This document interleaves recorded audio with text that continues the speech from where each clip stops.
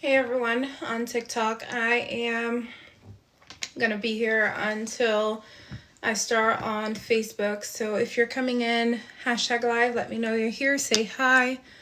We're gonna talk about the cost of broken systems. There's so much to talk about when it comes to systems and how systems are basically getting people killed. Like failed systems, when systems fail, leadership fails again and again, like people can get hurt. So we're going to talk about it, and then we're going to transition into like more of a business conversation of how that affects business. But in the forefront, I wanted to talk about how systems, like broken systems, can unalive people. Whether we like it or not, people can get unalive. And I'm not one to watch the news, so most of the news I get comes from my For You feed and things like that.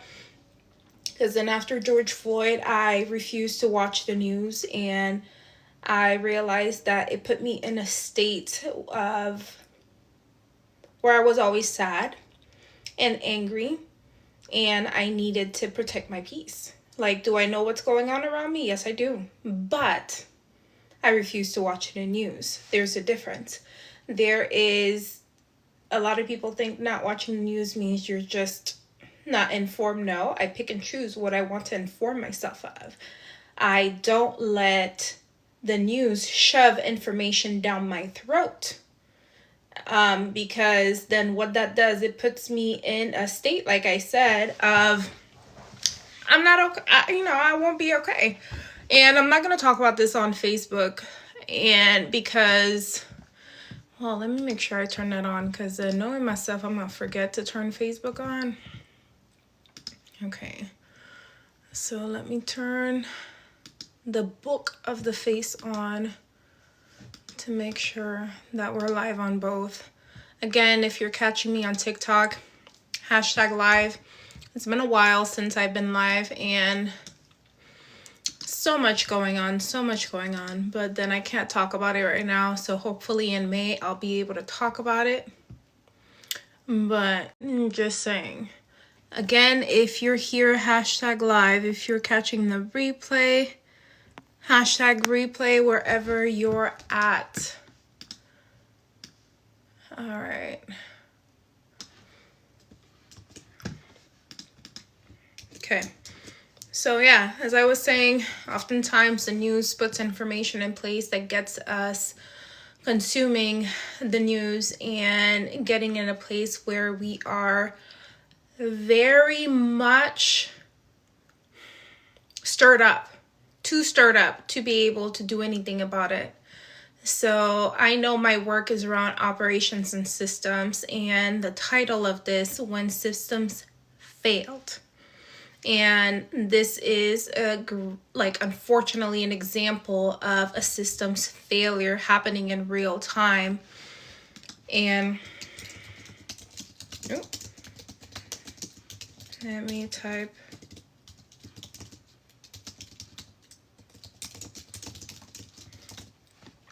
Okay. All right. So I should be live on Facebook. And I have the computer and this. So if I'm looking away, TikTok, please don't mind me. Because then, and Keisha, hi, how are you? So to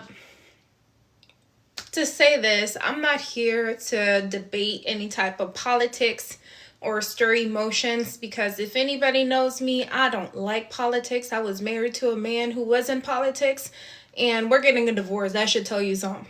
Okay, so again, I'm not here to debate politics or stir emotions, and there's a reason I refuse to watch the news, but this showed up on my For You feed, and it breaks my heart to see, and honestly, it's a real life example of system failure.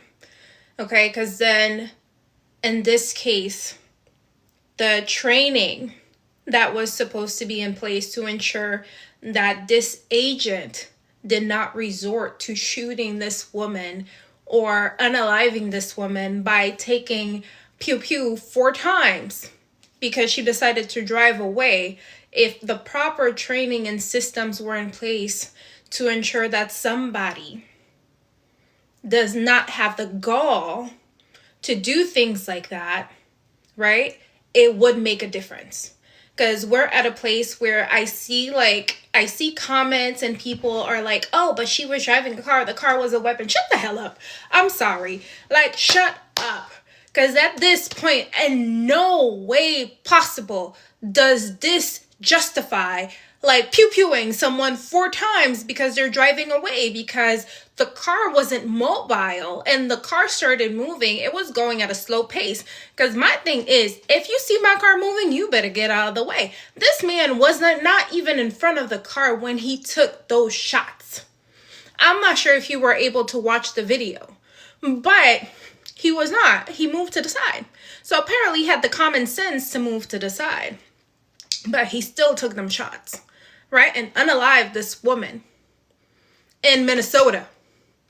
Like, I kid you not, like, seeing these comments that she was driving a car, was a weapon, shut the hell up. That's what I felt like saying. But it's hard to engage with people on social media, especially the fools that are on social media, because everybody thinks their opinion is more important than what's actually happening. And I'm sorry, there's no justification to what happened. Just like the same year I stopped watching the news when the whole thing with George Floyd, I stopped watching the news because that was not justified as well. And there continues to be a system failure throughout, because why? And that's my thing. Why is there a system failure across the board? That's what we need to look at. Like, the policies are failing, human beings. The policies are failing us. The accountability loops don't exist. These are all examples of systems. Now, that's when I say that when systems fail, people can get unalived. And there's a reason that I value operations and systems in the work that I do, because people don't understand it is the backbone of any institution. So when we think about a big picture, it's the backbone of an institution. So think about government. It's the backbone of the government, right? Because they have systems in place. It's the backbone of a company, of a corporation, and it ensures that it's able to have decisions that are being made. There's a decision chain happening to ensure that it's functioning properly, right? There are accountability loops. Like, how are we keeping you accountable if you do something you're not supposed to do, right? And if you're on TikTok and you're commenting, I'm not wearing my glasses, I can't read it. Okay, so I'm letting you know right now that I cannot read it because the far is too far from my eyes and I cannot see it. So the accountability loops, when we think about systems, that is part of it, right? If that does not exist in the whole infrastructure, there is a problem. Because then my question is, what's going to happen with this agent that took his shots at this woman? Is there an accountability loop? Because anybody watching with clear eyes to see, no matter what this woman did wrong, he was not in physical danger. Because he could have moved, and he did. He did move. So why was it that he took those shots at that woman? It was not necessary. And I don't care what you say. You can go fight your mama and go fight air about this. Don't argue with me, because I honestly don't care. Because then I can't see it anyway. Like, whoever wants to argue with me about this, you can argue, because I can't see it anyway and I don't care. He was not justified. And I don't care if you are a Trumper, if you are on opposite side of the table, it was not justified. And the lack of accountability and common sense in people just seeing things for what it is baffles me. And it's hard for people to get close to me outside of business as a friend, because of I can be very objective and will call people out on their BS. Like, if you're my friend and you're complaining about your divorce or whatever, like me, I'll complain about my divorce and say, I was stupid, right? I will tell myself that. Look at myself in the mirror and apologize to myself for calling myself that, because I understand my part. So when it comes to my friends and my clients even, I will call you out when your decisions are affecting you in your business negatively. The reason for that is the lack of accountability needs to stop. And if there's no accountability loop for that agent that made that decision, we're going to keep experiencing the same thing. Because yes, we forced accountability with the officer with the whole George Floyd thing, but it's still happening. It's happening in Minnesota, y'all. So, it's still happening. So what is it that needs to change? Is it policies? What needs to change? Is it that we need to act out of pocket? What is it that needs to change for these things to not happen anymore? Because at one point, the systems are going to have to be in place where they make sense for us. Because last time I checked, there was a part that says we the people. That's the part that people take for granted. We have more say than we think we do, but we complain too much. We complain more than we take action, right? Because then we'll share our grievances, we'll protest, we'll walk. And remember I said I was going through a divorce, y'all? One thing my soon-to-be ex-husband told me, and I took it as a lesson. He's like, people waste time protesting, not realizing they don't care. So, okay, so that's the part I need people to wake up on. We are complaining, posting, asking people to share, and doing all of this, but we're not changing the things that affect how these agents and officers are behaving, the systems and these institutions. Because these institutions, believe it or not, they refuse to accept change. And those little minute places is where we need to start changing, right? These systems need to change because it's like they refuse oversight from other organizations or other places in the government. Because then for those who saw, I was part of a program called the City Management Academy for the city of Sacramento. And one thing we learned from one of the departments is that there's a department that manages and provides oversight for the fire and police department, right? But the one that they had the most issue with that does not want to adopt changes they asked for is the police department. So, do you understand when I say, like, when change needs to happen, usually stop looking at things that you have no control over, because the people up there, we can't reach them. Go for here, because these people are closer to you, right? Go there, because then when you affect the people down here, then they're going to get scared and talk to the people here. And the people here are going to get freaked out and talk to the people here. So you need to go meet people where you are. Because if you don't have access to up here, you can't be trying to affect people up here. Because you're here talking about Trump like he knows you exist. He don't. He don't care. He does not care. Okay?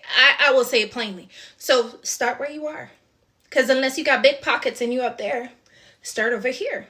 Like, hopefully that visual can help. I'm a very visual person. Like, so, and that's what I'm going to tell you.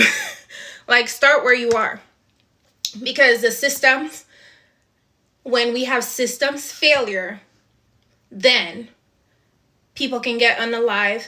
Different bad things happen within an institution, a company, an organization. So you need to be very mindful of that and take that into consideration, because systems will include things like policies, decision chains, accountability loops, like I was saying, oversight, and incentives.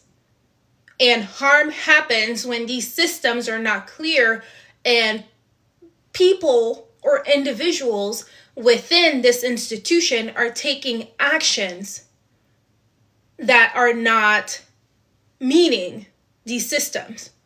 Like the policies, they're not following policies. The decision chain is broken. where, okay, who was supposed to make a decision on this? Nobody knows, right? Who's accountable for this? Like this man that took the 4 pew-pews at that lady, who's going to keep him accountable? All right, so these things are systems. And that's what I talk about when I talk about systems within the operational framework of things, right? So these lack of clear operational guardrails is where we see danger, and is where we see the problems happening. And that's where I want everybody to come back to center and clearly address these issues, right? Because, like, let's say there's no escalation protocol. What happened? What's the protocol for something like that? Because then I saw something on my TikTok. People were throwing snowballs at this man's face. Like, at least they're doing something. But what are the escalation protocols here? Like, what happens in a situation like that? Because whether you like it or not, I don't care who you support and who you do not support. A human is still a human. If you are okay with people being treated like crap, then what does that say about you? Maybe you belong in the same toilet. And that's all I'm going to say about that. Because then I might not like someone, but that does not mean I condone them being treated like garbage. And that is treating someone like garbage. That person is driving away. You could have called the police to catch her on the highway. You could have rammed her car for all I care. But you permanently ended her life by taking those 4 shots. So, again, if that poop emoji is what your behavior and attitude fits, by all means, go adopt it and put it on your wall. And I am not one to sugarcoat things. And usually that's why if I'm in a bad mood, I stay away from going live because I will speak my truth. But this is one of the videos, like, I keep seeing this thing. I stay off social media. This is the last time I'm going to talk about it. Trust me. This is the last time I'm going to talk about it because my motto for 2 years has been mind your business, Stacy. And I mind my business, but I see things, I observe things, I peep, and I keep moving. But I'm going to remind you, if the systems and the institution are not changed, we're going to keep experiencing the same thing. Okay? So I'm going to move forward. Now we're going to talk about what leadership looks like when systems are working and what happens when they're not, right? So leadership, when systems are working, what leadership would be doing at this point is calling this person, taking their badge, and proceeding to have some kind of PR announcement or something addressing this issue head on. Because it's important for a great leader or a leader in an institution to have protocols for what happens in a situation like this. But what happens when they're not? When they're not doing their job? Like I said, I don't watch the news. I don't know what they did afterwards. And it's none of my business. But a leader that's not doing his or her job or their job would probably just let it ride. Because they don't know what else to do. And usually leaders that have no, I'm thinking of the word cojones, right? That don't have it will do nothing and just look at you. And that's why I say it's very important for whatever business, company, organization you have to structure it. Have systems in place. Make sure things are running smoothly, right? Because you need to realize there's individual misconduct and there's organizational responsibility here.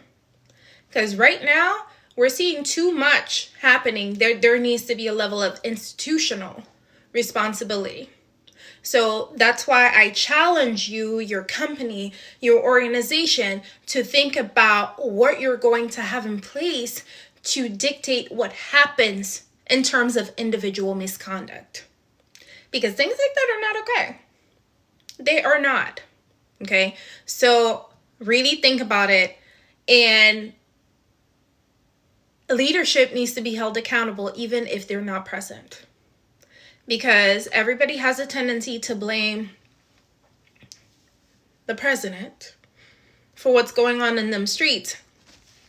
Sure. But which of the leaders is actually directly responsible for these ICE agents? How about we find out that? Because you remember the visual I gave you? Everybody's going for up here and they're not going for down there. You're down here. How can you challenge the person that's down here to actually take action so the message can get to the top? Because you can't be talking to the president who's up here and has layers of management in between you. Hi, honey. Layers of management in between you, and you're not talking to the person here who's overseeing what's going on in your community. And that's what I want you to realize. You need to start, like, I don't want to say badgering, but you need to start talking and holding these people responsible at the level where you are, so you can actually do more. Advocacy starts where you are, and then you move on, and then you move up. But if you're not even talking to the basic level, the people that are actually responsible for what's in your community, how are you going to make a difference? Honey, so what I'm talking about is, I don't know if you saw it on your For You page, something happened in Minnesota where this woman was pew-pewed 4 times because she tried to drive away and she lost her life. And I'm talking about a failure of systems. Failure of systems sometimes mean people die. So that's what we're talking about here. People get unalive. And the other thing is that leaders don't usually get credit for intent. Sometimes leaders do the right thing. The right thing might not look like it to you, but that's all they can do. So kudos and hats down for the leaders who are actually doing what needs to be done, but nobody sees it. And that's what's very important. Sometimes the leaders are doing what they can. And they shouldn't be judged by outcomes because they can control individual misconduct, but there needs to be systems in place and accountability loops to deal with this individual misconduct if it happens. And again, like I said, it's an unfortunate example to be using, but it is a teaching lesson. You need to fix your systems, just like the systems within our institution need to be fixed. And if we do not, then it's going to show up and it's not going to feel good. Because this level of system failure isn't unique to federal agency. And by the way, if you're live, #live, if you're catching the replay, #replay, I always forget to say that, blah, blah, blah. But again, it's not only unique to federal agency, it shows up everywhere when systems fail, right? So it becomes a pattern across institutions and organizations that you need to be very mindful of. Oh, okay. So your nonprofit, your government agency, your corporations, your companies, the systems, schools, even healthcare systems, the systems hold the whole thing in place. And if you do not have that, things can crumble. So think about undefined authority, right? Poor training. I'm sure you've seen examples of people on a team not receiving the proper training and not doing well, right? And not knowing how to deal with people. All of these are examples of system failure. The feedback loops are non-existent, right? And what else did I have on here as an example? The consequences, non-existent, no real consequences. Oh, you didn't do that properly? Go home. I'll see you in a week. No pay or paid leave. These are no real consequences. So what are the real consequences for misconduct or things that happen? These are all examples of systems. Okay. And people should not, the other thing is people afraid to slow things down, because then I've been saying for, I think, Well, I started saying that in 2024. Sometimes you have to slow down to speed up, because sometimes you have to slow down to look at under the hood to see what's working, what's not working, fix it. So sometimes people are afraid to slow down, and that's why the systems are not working, because they don't want to slow down and fix it. They don't want to fix what's broken. They don't want to fix what's not working, because when people feel rushed, unchecked, or untouchable, someone always pays the price. So there needs to be systems in place to check people, because you do not want anyone to feel unchecked or untouchable, and systems is how that's fixed. So you have to think about, how are you going to ensure that the systems and policies for institutions you live in, or even companies you're running, or organizations you're head of, are changed to ensure that people are held accountable and doing what they're supposed to do? Because the real question always ends up being, what can we do to prevent this? If you had systems in place, you wouldn't have to think about how to prevent it. It will happen, but it'll be once in a blue moon. So having systems in place helps you get ahead, because then I always say that you have to be proactive and not reactive. Because if you are proactive, that means you're preparing for eventualities of things not going the way you want them to do. And that's why you set up systems in your organization to ensure that you are addressing issues before they occur. Like, nip it in the bud before it happens. These things. So think about how you can prevent things from happening by actually being proactive and not reactive. Because we can't wait for something like this to happen every time and then say, oh, how are we going to keep him accountable? Because then we didn't have systems in place to hold this man accountable before he took his 4 pew-pews at this woman. So what systems can we have in place to make sure that we keep people accountable in our institutions, companies, organizations? Now, accountability systems can look different in different areas. Because one thing I tell people is operations and systems, they do the same thing for because then you can even have systems in your own house. And I have a dear friend of mine, that's what she teaches like mothers to do, how to have systems in their home to run an efficient home. But then accountability systems for me, I do this with businesses and organizations, right? So you have to think about like how decisions are made, right? Accountability systems, like where there needs to be mandatory pauses, when you need to tell people to sit down and bench them, right? What are the escalation points? When do you escalate things? When is there independent oversight where the oversight is not coming from internally? So let's say that oversight for a department is a department itself. When is it that you need to have independent oversight so there's no bias? Okay, so I want you to think about these things. What, accountability systems, the other way it looks like is documentation and transparency, where you document things and you're very transparent about what's happening so you can avoid what we're seeing right now. Okay, and what are the consequences? These consequences don't disappear after press cycles. So just because the press comes, yes, we are going to dismiss this person with no pay. But then as soon as the press leaves, okay, come back to work. Okay, so there needs to be consequences that don't disappear after press cycles. All right. Now, good systems, they will assume that humans will mess up. You're not doing it because it's just like telling a Caribbean mom to get life insurance. Do you want me to die? Is what she will tell me. Because then me and my siblings, we got life insurance and funeral insurance. And my mom, like when I say she threw a fit. So good systems, we assume things will happen. Just like we know death happens, right? So people get life insurance. So systems, you get it in place to ensure that you have something to guide your actions when all heck breaks loose, okay? In bad systems, it pretends that bad things will not happen. And you can't live like that. You have to prepare for every eventuality.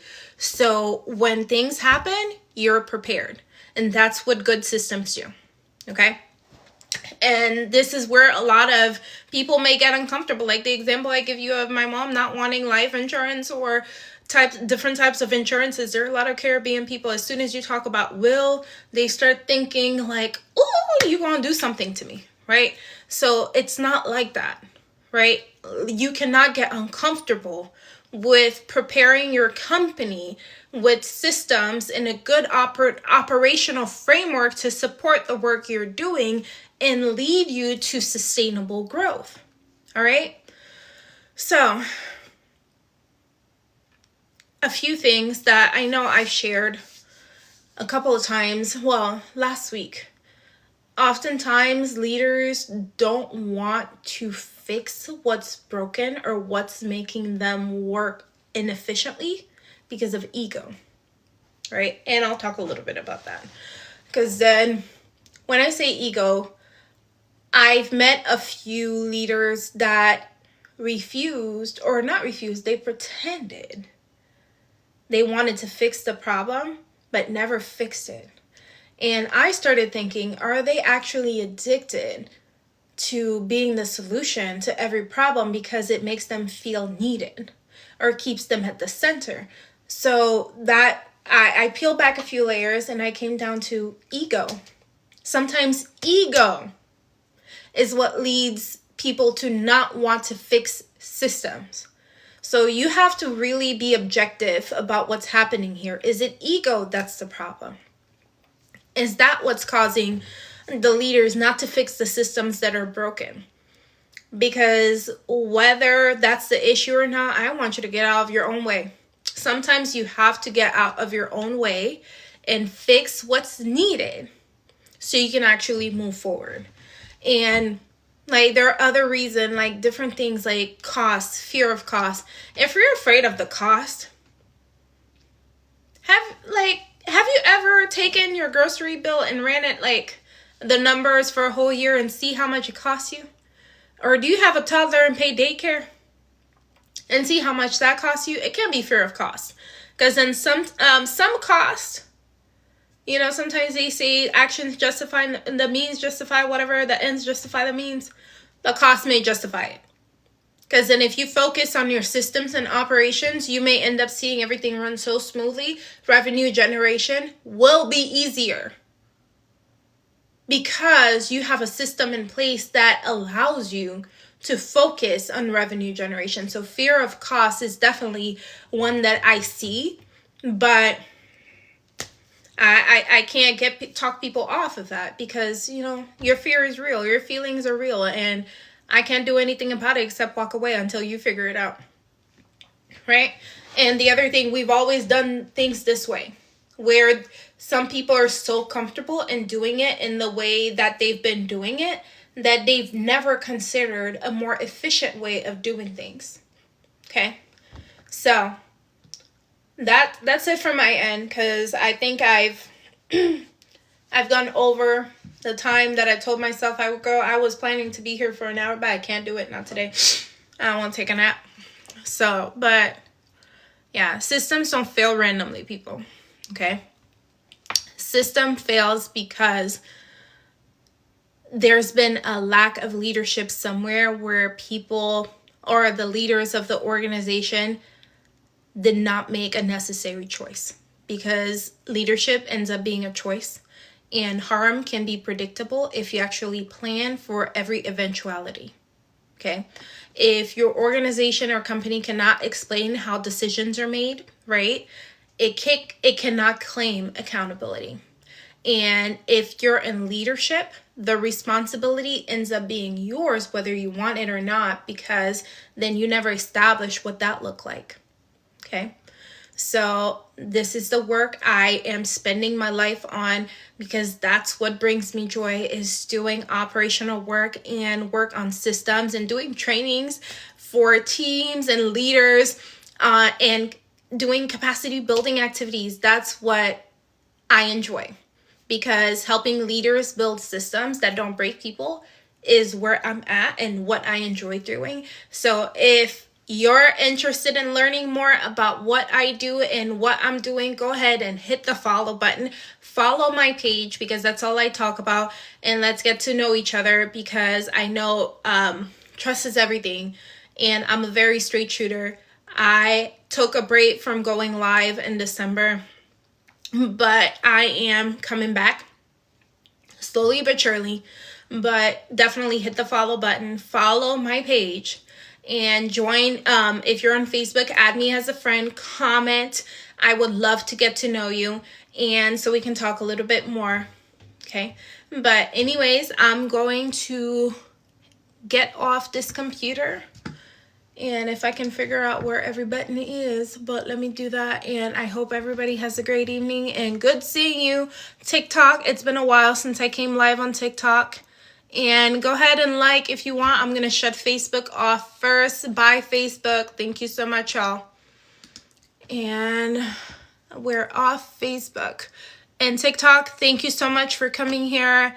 And I'll see you soon. Bye, y'all.